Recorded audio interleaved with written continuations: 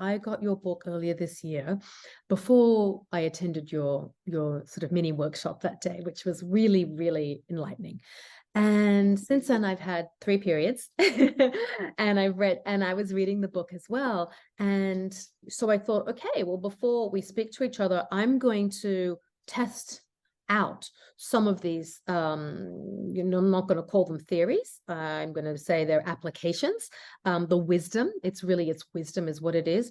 And so, so I'm almost 50. I'm definitely in a perimenopausal phase of my menstrual cycle. And for the last several years, I have been experiencing those changes in my body.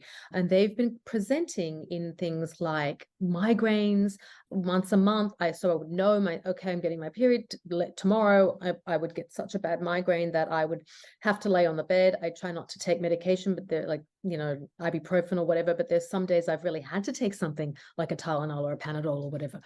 And a part of that was also that I was maintaining my practice, my spiritual practice. I had never been told by anybody, except when I'm in India or Nepal, you cannot go into the temple if you are, menstruating.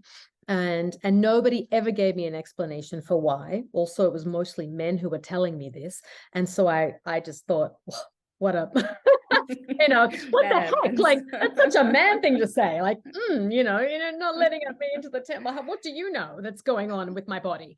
And so I did, and I'm going to have you explain what some of the things I've just mentioned in a minute. So I did, decided, well, I'm not going to do my practice during that 5-day period. And and I've got to say, I have not had, and I even said to my husband, I didn't get the last 3 months, I have not had a migraine leading into my period. I normally take a bath. I didn't take a bath. I'm still showered. I'm a Westerner. I wasn't going to sleep on the floor and I wasn't going to not shower. I didn't do my practice during that 4 or 5 day period. I totally refrained from going to my sacred space. I have an altar space, and I didn't chant mantra.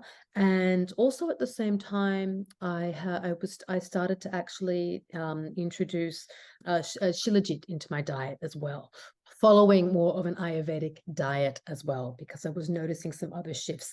And the Shilajit that I'm taking is a very pure source, and it is from India.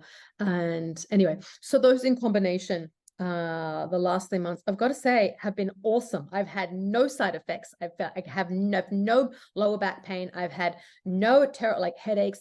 It's just can just carry on.